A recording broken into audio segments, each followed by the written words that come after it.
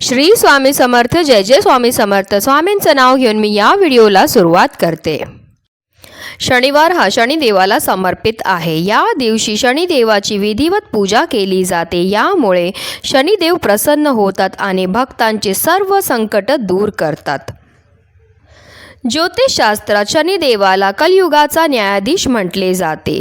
ते लोकांना त्यांच्या कर्मानुसार फळ देतात. त्यामुळेच प्रत्येकाला शनिदेवाला प्रसन्न करायचं असतं आणि म्हणूनच जे आहे शनिदेवाला प्रसन्न करण्यासाठी शनिवारी प्रत्येकजण काही ना काही उपाय करतो, जेणेकरून आपल्या जीवनामध्ये कधीही कोणत्याही प्रकारच्या समस्या संकट उद्भवली नाही पाहिजेत. आणि म्हणून या दिवशी शनी महात्म्य, शनी प्रार्थना, शनी अष्टक, मारुतीचे स्तोत्र, त्याचबरोबर हनुमान चालीसाचे पठण करणं खूप शुभ मानलं जातं. त्याचबरोबर शनी देवाला व मारुतीला तेल अर्पण केलं जातं, नारळ फोडला जातो. आणि जर आपल्या कुंडलीमध्ये 7.5 चालू असेल तर शनी महात्म्य वाचणं खूप फलदायी मानलं जातं.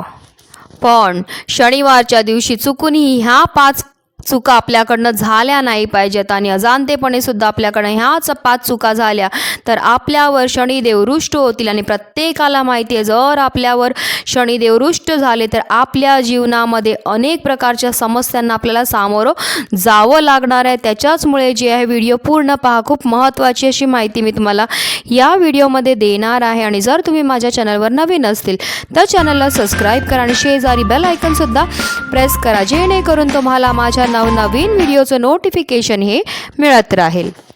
सगळ्यात पहिली आणि मोठी चूक म्हणजे शनिवारच्या दिवशी कोणत्याही प्रकारचं मांस, मच्छी किंवा मद्य, दारूचं सेवन करण्याला सक्त मनाई आहे. शनिवारच्या दिवशी केवळ आणि केवळ सात्विक जेवणच आपल्याला सेवन हे करायचं आहे. दुसरी सर्वात मोठी चूक म्हणजे शनिवारच्या दिवशी मीठ खरेदी करायचं नसतं. जर चुकूनही आपण शनिवारच्या दिवशी मीठ खरेदी केलं तर त्यामुळे आपल्या घरामध्ये गरिबी येते. इतकंच नाही तर शनिवारच्या दिवशी जे आहे आपल्याला मीठ तर विकत घ्यायचंच नाही आहे, पण जर आपल्याकडे कोणी मीठ मागायला आलं तरीसुद्धा आपल्याला त्याला ते मीठ उसणं म्हणून पण द्यायचं नाही आहे. असं केल्यामुळे जे जर चुकूनसुद्धा कोणी तुमच्याकडे मीठ मागायला आलं आणि तुम्ही ते मीठ दिलं तर तुमच्यावर कर्जाचा डोंगर वाढेल. म्हणूनच जे आहे शनिवारच्या दिवशी चुकूनही आपल्याला मीठचं घेवाणदेवाण करायचं नाही आहे.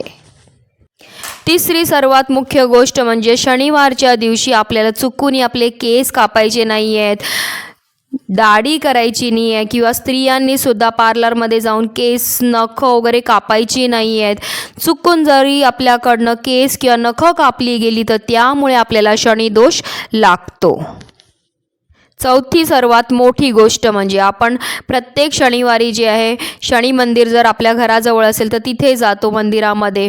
पण आपण शनी मंदिरामध्ये जरी गेले तरीही जे आहे आपल्याला चुकूनही शनी महाराजांच्या डोळ्यामध्ये पाहायचं नाही आहे.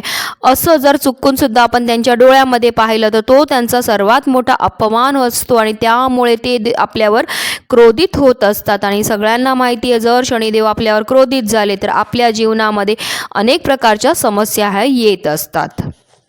5वी आणि शेवटची गोष्ट म्हणजे बऱ्याचदा असं घडतं की शनिवारी किंवा रविवारी आपण आपल्या कुटुंबासह बाहेर फिरायला जातात आणि आपली लहान मुलं असतील तर ती मुलं हट्टसुद्धा करतात बाजारामध्ये विविध प्रकारची खेळणी पाहून आणि आपण ती खेळणी विकतसुद्धा घेऊन घेतात. पण आपल्याला ही काळजी घ्यायची आहे की शनिवारच्या दिवशी चुकूनही आपल्याला कोणतीही लोखंडाची वस्तू खरेदी करायची नाही आहे. तसेच आपल्याला शिक्षणासंबंधित कोणत्याही वस्तू ज्या आहेत त्या शनिवारी विकत घ्यायच्या नाही आहेत किंवा कोणालाही आपल्याला त्या विकत घेऊन द्यायच्यासुद्धा नाही आहेत. त्याचबरोबर जे आपण बऱ्याचदा कुठे फिरायला जातो, आपल्याला चप्पल, शूज कुठे आवडले तर लगेच आपण विकत घेतो. पण लक्षात ठेवा, शनिवारच्या दिवशी जे आपल्याला नवीन चप्पल, शूज खरेदी करणं अजिबात वर्ज्य आहे. चुकूनही करू नका. जर तुमच्याकडनं चुकूनही शनिवारच्या दिवशी नवीन शूज किंवा चप्पल विकत घेतले गेले तर त्यामुळे तुमच्या घरामध्ये दारिद्र्य येतं.